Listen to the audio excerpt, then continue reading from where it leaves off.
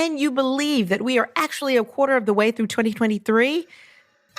Time is ticking away every day while you work hard to meet your 2023 goals.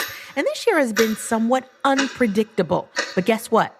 There are ways you can actually predict your future success. I believe that greatness is predictable. It's not accidental. And that I can look at what an agent does in their day, and I can tell you whether or not they're going to have an average result or an exceptional result. That was the voice of Verl Workman, CEO and master coach. You heard him. He believes that greatness is predictable. And when you implement the game-changing strategies you're about to hear on this episode, you'll be able to predict your own greatness and meet or even exceed your goals for 2023. This is the walkthrough.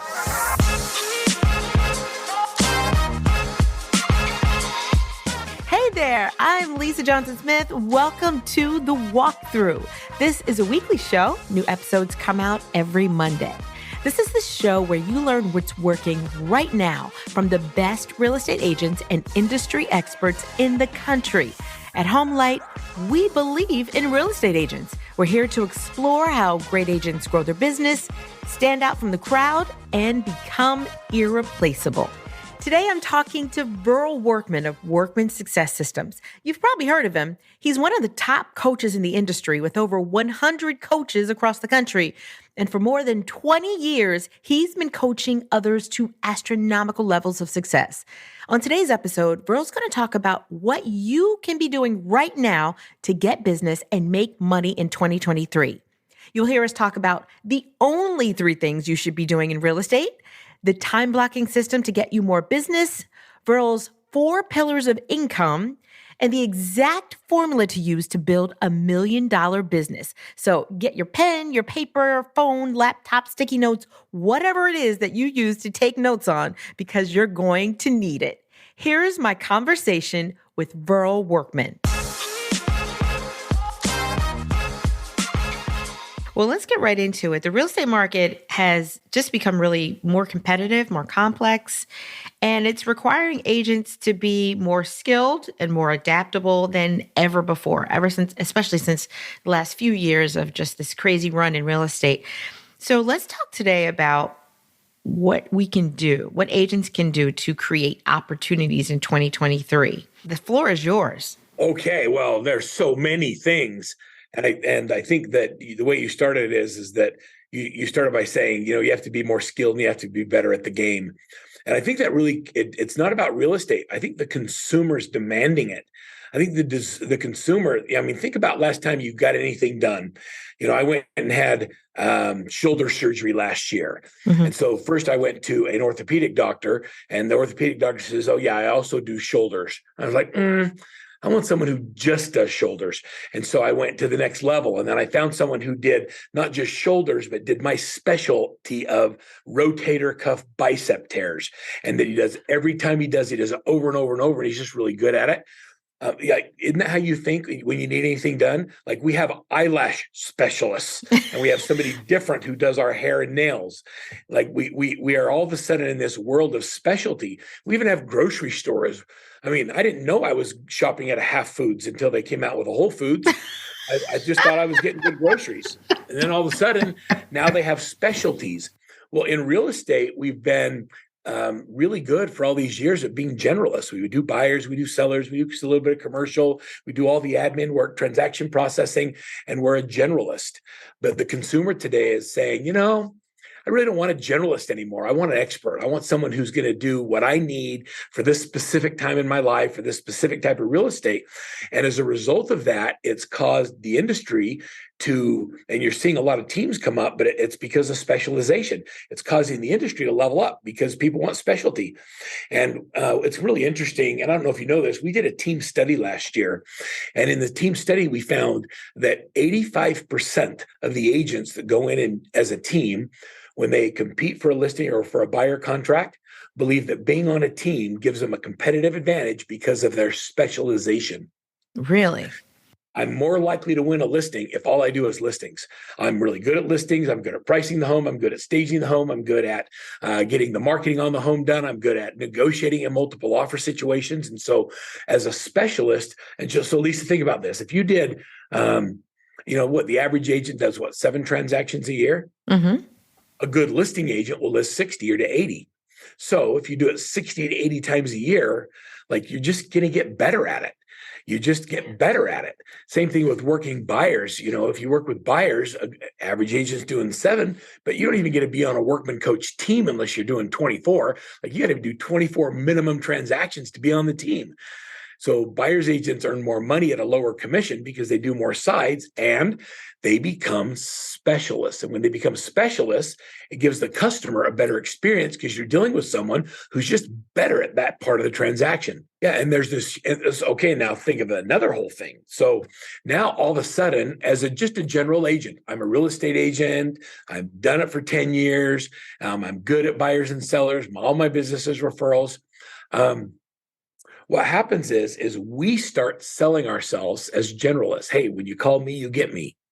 The problem with that is it causes our lives to get out of balance. And so now when we're with our family, we've told our clients that when they get us, then we're taking our calls, we're texting, we're on our phones, we're not really engaged. When you're good at the business and you're good at what you do, it attracts more opportunity.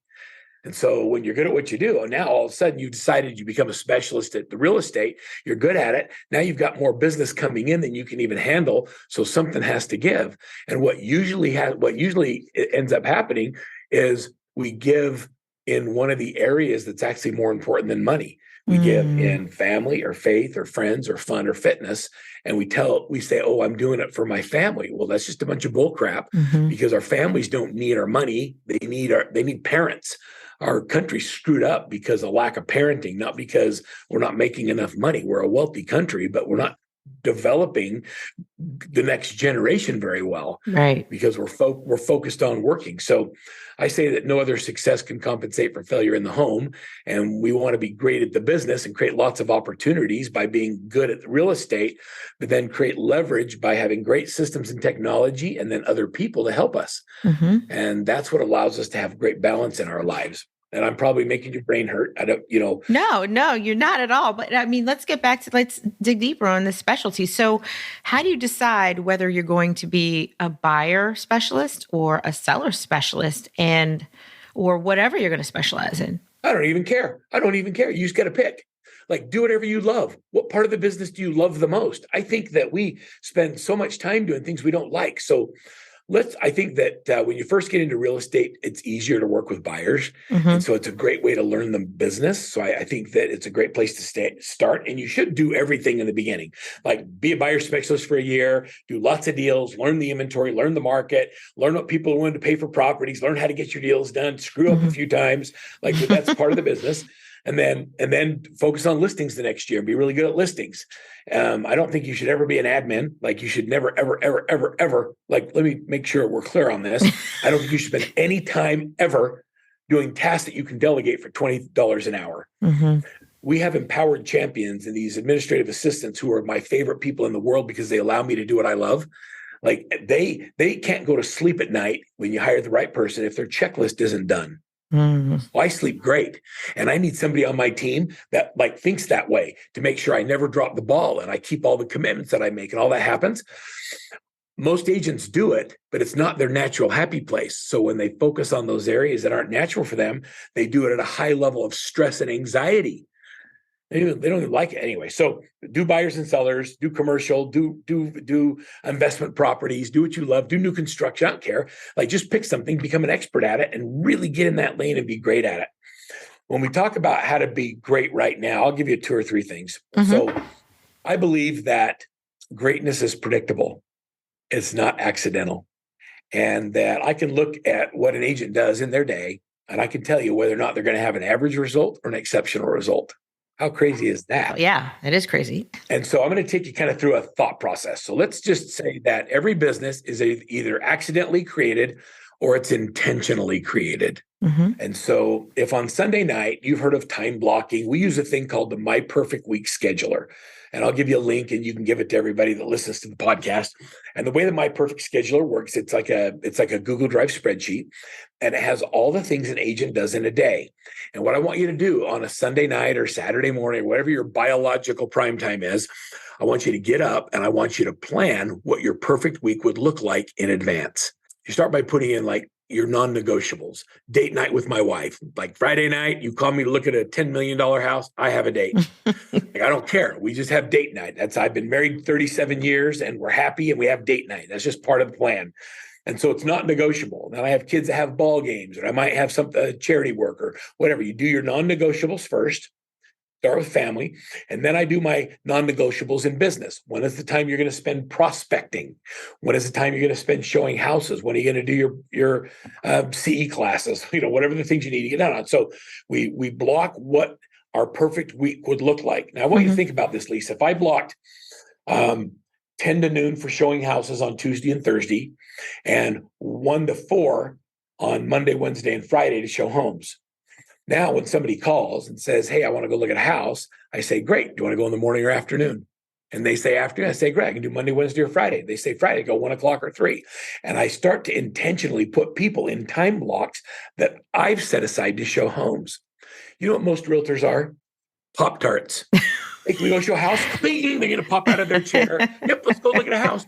And it sends this really clear message that they're not making any money and they're not that busy. But when you I can do Monday or Thursday. You want to do morning or afternoon? I want to do morning. I do 1 o'clock or 11 or 9. So you put them in time slots that you've blocked. When you start being intentional about where you do things, what happens is you realize you can get a lot more done in a day. I would venture to guess, and I wish we were doing a poll. If we did a poll and we asked everybody, how much of your day would you say you spend doing dollar productive activities? Lisa, how do you think people would respond? What do you think most realtors spend in actual activities that generate income? Maybe 50%. Yeah, that would be the high achievers. I would say 10%, maybe 20. Most people spend 70 to 80% doing stuff associated with a transaction that has nothing to do with creating new opportunities. And a lot of them don't tell anybody.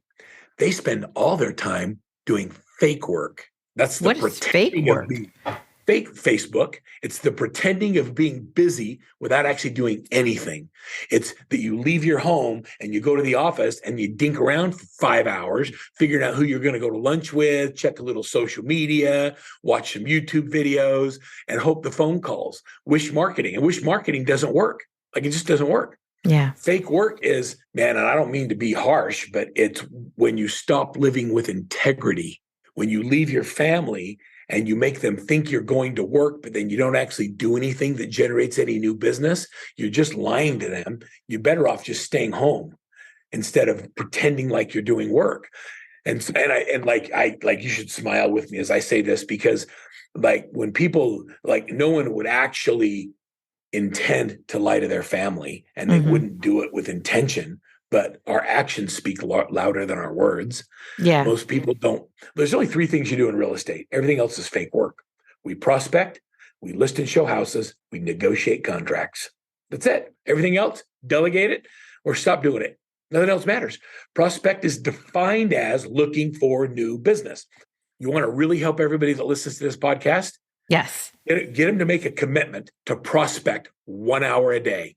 It will be life-changing, because they don't even do 1 hour a week. They do everything but look for new business. They do lead follow-up. They call their sphere. They might pop by some people, but they're not doing activities to generate new business. Okay, so how do we do that? Yeah. So how do you get the new business? You want some of that stuff? Absolutely. All right. I'll have to give you whatever you want, Lisa.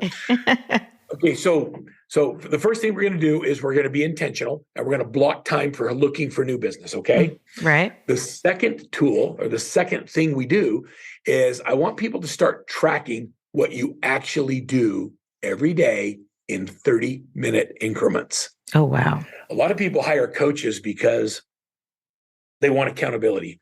Yeah. And I think accountability is a bunch of crap. No way. When I own a coaching Come company, on. right? Nope, accountability is crap. Lisa, here's the deal. And you and I have an honest conversation with each other. Okay. Can I get you to do things you don't really want to do? Like, really? No. If you don't want to do it, you're not going to do it. So Right. why do we put this facade up that I'm going to be your accountability partner? So so how about we do this instead? How about we track everything we do in 30-minute increments? And then we ask the question, are these activities consistent with our goals? And if they're not, when you see what you're doing is not giving you the result you want, you're a smart, intelligent woman. You're going to make course corrections because you're driven and you want to have a good result. Right. But you're just not aware of whether or not what you're doing is giving you the result you want. So you keep doing it. Accountability is awareness. It's not something someone does to somebody, but it's an environment you create that they become aware. And I really do believe most people want to succeed. They're just not aware of it. They're not aware of what they're doing. So we start tracking in 30-minute increments everything you do for 30 days. And then we realize how little time we spend doing dollar productive activities. And then you just make course corrections. And we start just getting a little bit better. Having a great coach is someone who's going to help you make course corrections and just help you make the right choices. Instead of doing this, how about we do this instead? And if you do this, let's see if it gives us a better result. And if it does, it will reinforce that positive behavior with income. And when you're making more money, then next time you're asked to do a course correction, you're more likely to do it. Accountability is a choice you make. It's not something someone does to you. Hey, this is Lisa Johnson Smith. How would you like to have a say in future episodes of The Walkthrough? How would you like to ask my guests your own follow-up questions and connect with other listeners to help them and learn from them? Well, you can do all of that and more in our Walkthrough Mastermind community on Facebook. Just go to Facebook, search for Home Light Walkthrough, and it should be the first group you see. Click join and come be a part of our community. Now, let's get back to the conversation. Any particular type of system you use for tracking? Yeah. So I use what's called the Daily Success Habits Tracker. You want me to give you that too? I'll give you one of those too. Okay. Awesome. All right. If I talk about it and you want it, I'll just give it to you. And I'll give it to all your listeners. I just want to give it to you. Here's what do you know why I give everything away? Why? Because I've learned that people will copy everything but the hard work. You know what's really cool about Workman Success is we have, hundreds and hundreds of 7-figure teams. Mm-hmm. We help people make $1 million in real estate, and success leaves clues. And so we do a perfect week, and then we do daily success habits where we track in 30-minute increments what we do.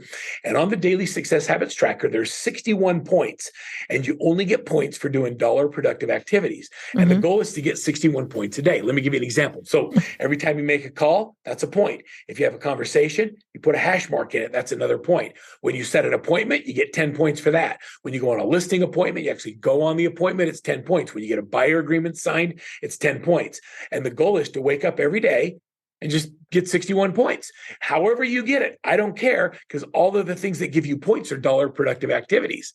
Right. So 61 points a day doing dollar productive activities is called daily success habits. And here's what I know. When all of these teams and their team members and everybody puts it into our workbench, which is our coaching platform, we know it takes 230 to 260 points to have a closing. It's predictable. So every 260 points, we're going to do another transaction. So you want to close more transactions, do more of the activities that got you the result you need. I can tell you that it takes 211 listing appointments to get 55 listings. Oh my goodness. And that when I have 55 listings, I'm going to close 110 buy-side transactions. So if I focus on 55 listing appointments, or the 211 listing appointments generate the 55 listings, I know that I'm going to do 1.5 buy-sides, so 75 buy-sides, which gives me 125 total transactions, and I just built a 7-figure business. Most people get way out of their heads and they try and figure out what it is, but you know what the real answer is? 211 appointments. So how many dials does it take to get an appointment? And when I figure that out every day, then I just make the calls. It's just a number. It's just a game. I gamify it, and I just get on the phone and make the dials. Like people say, no, I don't care. They weren't going to use me anyway. The worst has already happened. So we just call. And you can call for sale by owners. You can call expireds. You can call your database. You can call around. I love a company that's called Red X. What Red X does is for sale by owners, expireds, notice as a default. They give me for rent by owners.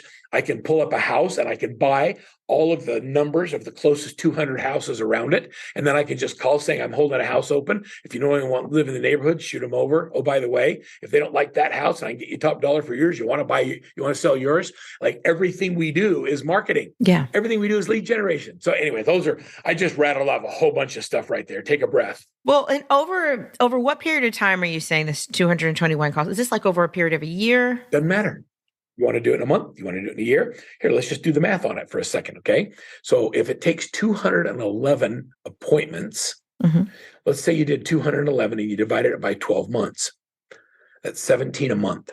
And so if you divide that by 4 weeks, that means you have to go on 4 appointments a week. So if as an agent, you become intensely obsessed with activities that create listing appointments and you don't do anything else and you go on 4 a week, I'll show you how to build $1 million. You'll build $1 million business. You'll end up with 3 buyers agents. You don't go look at buyers. So Lisa, what if I told you this? What if I told you, I'm going to give you $1 million at the end of this year? Okay, I'll take it.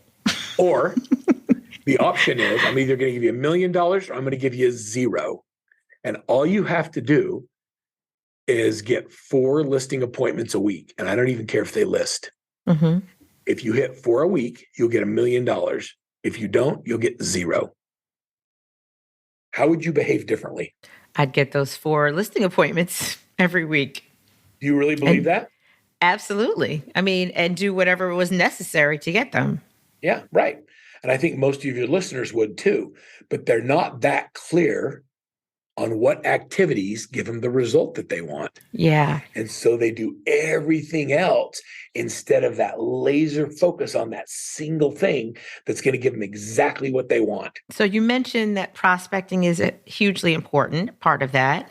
What are the other things that will lead to getting those 4 listing appointments a week? Nothing else. Just prospecting. Prospecting, hunting for new listings. Now, if you want to dig deeper, the question would be how? What am I doing to prospect? What are the ways to do it? Yep. All right. So I'll tell you how I think about it. So the way that I think about business is like this. It doesn't matter if you're a real estate agent or you're a franchise business owner or a professional speaker, whatever business you're in, these principles apply. And so if your goal is to do 55 listings this year, it means you need 4 appointments a week. What we do is we build what we call 4 pillars of income. And so I'm going to ask everybody to draw on just grab a notepad and on their sheet, draw 4 pillars, 4 bars. And on those 4 bars, I want you to write the number 4 over each one of them, because that represents the 4 appointments you need out of each pillar. And so let's just pick one. I'm going to say open houses. And so out of one pillar, if I'm going to do open houses and I'm going to knock all the doors around an open house with the goal of generating an appointment, I'm going to make that a pillar. I'm going to build a whole pillar. I'm going to build a marketing plan. I'm going to do door knocking. I'm going to do direct mail, just listed, just sold cards. I'm going to put a marketing engine around every open house to generate an appointment. So if every time I get one open house, I generate 1 more listing appointment, I have to do 4 open houses in order to get my 4. Make sense? So I'm gonna figure out the number and I'm gonna do open houses. I'll give you another one. Another one, let's just say, is going to be your sphere of influence. Your sphere of influence, your database, your social media. I'm going to put that in a pillar. So how many conversations, how many contacts do I need to make with the people in my database in order to get 4 appointments a week? And I'm going to figure out what that number is. And then I'm going to have a time block in my perfect week where I focus on that one pillar. And then I'm going to have a third one. I'm going to say, you want to list, you want to go, I want to, like, if it were me and I were going after listings and I did this, I would go after small builders, because one appointment with someone who lists 10 houses a year is way better than someone who does 1. And so you could do investors, you could do builders, you could do for sale by owners, expired listings, you could do a geographic farm. There's that you could do you could buy online leads. So there's a variety of different ways to do it. But with all of my clients, they have to give me 4 pillars, and then we do an action plan of all the activities they're going to do, and each pillar has to show me how it's capable of hitting 100% of the goal. So I'm going to go after 4 appointments a week, 4 ways. And so if 2 of them fail and 2 of them work, I end up with 8 appointments and we blow away our goal. Now, this is a little bit different. Most people don't think about pillars this way, but this is how we blow people away. This is how we go from 250 to 500 to $1 million in 3 years in income, is because we set our goals way beyond what we believe is possible. And then we have 4 different ways of achieving it. And we go after all of them as if it's the only thing. And that way we end up with massive growth. I call it failing up. Like if you always hit your goals, you're not setting them high enough. Like I never hit my goals. But man, we grow like crazy. We make a ton of money because we set goals way beyond what we believe is possible. And when we fail, it's awesome. Well, I mean, that sounds like an amazing, way to think about all of this. But it's one of the things that you say your coaching strategies do is free up time for the people. So it just sounds like it's causing a lot more. It's a lot more work. How is it that it's freeing up time? Okay, so let's just use this example that we've been talking about. So you've made the decision you want to make $1 million. You got to list 55 houses, right? Mm-hmm. Okay, and then you're going to be intensely obsessed with it. Matter of fact, if you put a buyer in your car, I'm going to lose my. Let's make a deal. Every time you put a buyer in your car, you write me a check for 10 grand. So not only do you not get your 4 appointments, but you lose 10,000 every time you work with a buyer. Is it pretty safe to say you're going to stop working buyers? Yes. Okay, so here's why you get more time. Because you make the decision that it's not worth it for you because your time is focused on listings. We're going to have to delegate that to somebody else. So we're going to put a buyer agent on the team. We're going to put them on a 40-60 split. They get 40, you get 60 on the first 2 deals they do in a month, 45-55 for deals 3 and 4, 50-50 on 5+, and it resets every month. And you're feeding them those buyers? No. I'm teaching them. Nope. That is the biggest myth of teams. You want to screw your team up, hire people and tell them you're going to give them leads.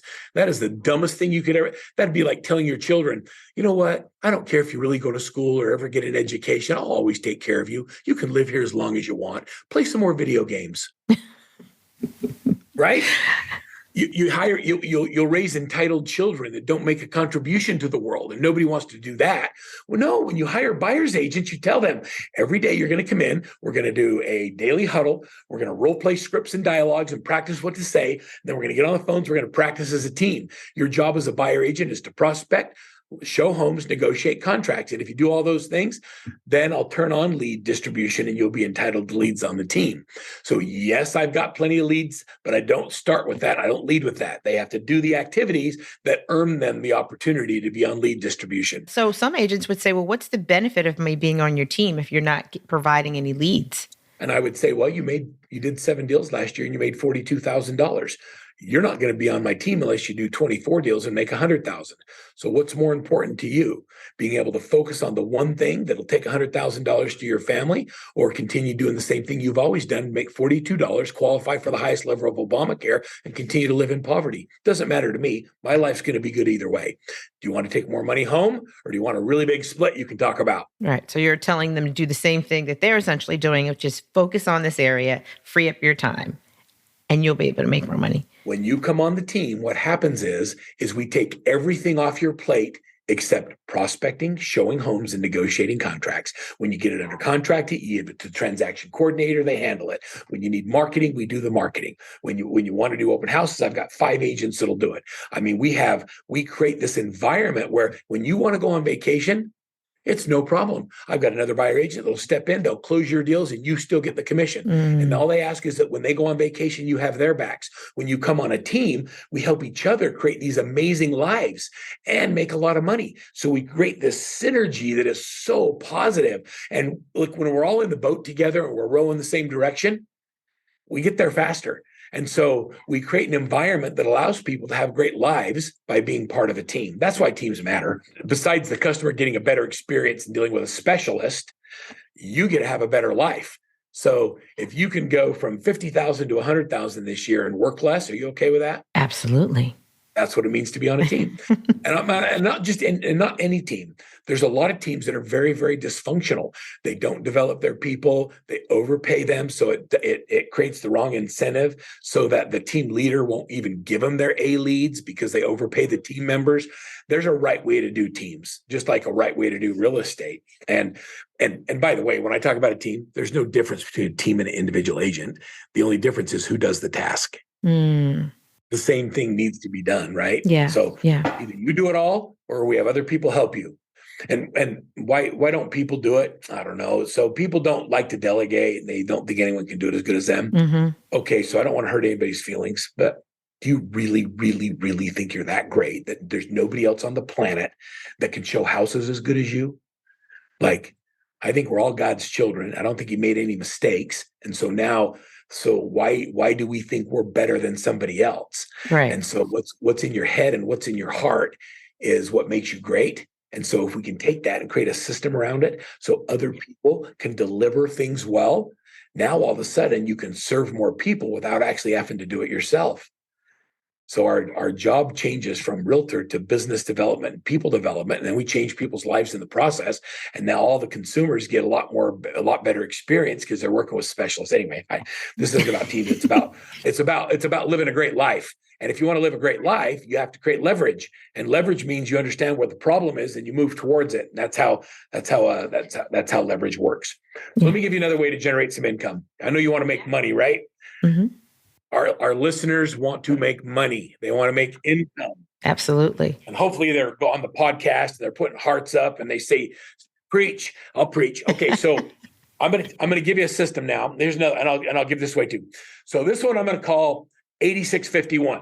I'm going to give you an exact system on how to close 86 transactions a year, working with 50 people, 1 hour a day. For that, you'll have to wait till next week's episode because that was part 1 of Boost Your Profits in 2023 with these 3 game-changing strategies. Well, if you'd like to connect with Verl, you can reach him at Verl Workman on all the socials, and I'll leave links to those. And remember those free links?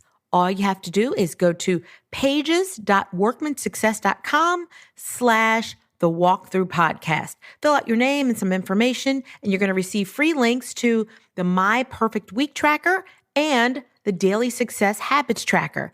And of course, I'll leave links to all of that in the show notes.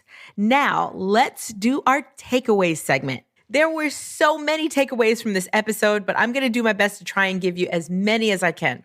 So here's what stood out to me from episode 115, Boost Your Profits in 2023 with these 3 game-changing strategies. Takeaway number 1, today's realtors have got to be specialized. Clients are demanding it, and it doesn't matter what it is. Just pick what you love and focus solely on that. Nothing else. Takeaway number 2, there are only 3 things you should be doing as a real estate agent. Number 1, prospecting. You should be prospecting 1 hour a day, every day. Number 2, listing or showing houses. And number 3, negotiating contracts.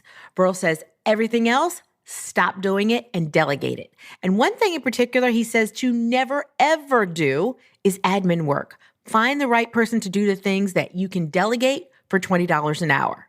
Takeaway number 3, in order to be successful, you have to be intentional about your day. Time blocking is first and foremost. Verl recommends time blocking your day in 30-minute increments every single day. He says to start with the non-negotiables with your family and then the non-negotiables with your business and plan around that. Then plan out your perfect week using his perfect week tracker, which is included in the show notes and links. Takeaway number 4, work towards the goal of getting 4 listing appointments per week. You're going to use the 4 pillars of income to do this by going after 4 listings, 4 different ways. And he says if you do nothing else, you will build $1 million business. Verl gave us 3 of the 4 in the episode, and those were 1, open houses, 2, sphere of influence, and 3, listings. The 4th can be up to you, but you'll want to check out the episode to hear the details about this because it's a lot of information. And takeaway number 5, always set your goals way beyond what you believe is possible. This way you will fail up, as Verl says, which means you will exceed your own expectations. And those are your takeaways for this week. In part 2 next week, you will hear all about Verl's 86-51 system. That is his exact method to close 86 transactions a year, working with 50 people, 1 hour a day. Plus, you're going to also hear Verl's role play script you can use to get buyers off the sidelines. Well, if you have any questions or feedback, you can send an email to walkthrough@homelight.com. You can also find me in our Facebook mastermind group. Just search Homelight Walkthrough. Oh, and please rate and review us on Apple Podcasts or wherever you listen. And hit that follow button so you can get all of our future shows automatically. Well, that's all for this week. Thanks to Verl Workman for joining me, and thank you for listening. My name's Lisa Johnson Smith, and you've been listening to The Walkthrough.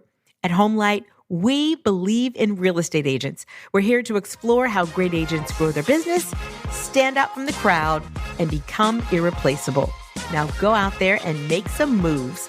I'll talk to you again next week.